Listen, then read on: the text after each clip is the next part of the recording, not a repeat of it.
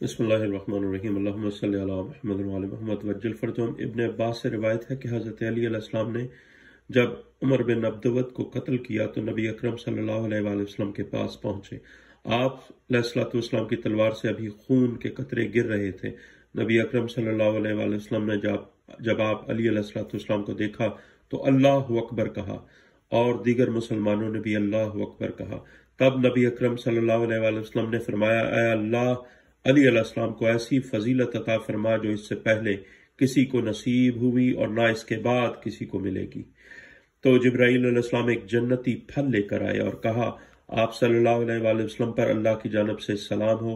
اللہ نے حکم دیا ہے کہ یہ پھل تحفے کے طور پر علی علیہ السلام کو پیش کر دیں، اور جبرائیل علیہ السلام نے وہ پھل آپ صلی اللہ علیہ وآلہ وسلم کے ہاتھ میں تھما دیا تو اس کے 2 ٹکڑے ہو گئے۔ اس کے اندر ایک سبز تہ تھی جس پر 2 سطروں میں لکھا ہوا تھا، یہ تحفہ اللہ کی طرف سے علی ابن ابی طالب علیہ السلام کے لیے ہے۔ فضائل ابن شاہزان۔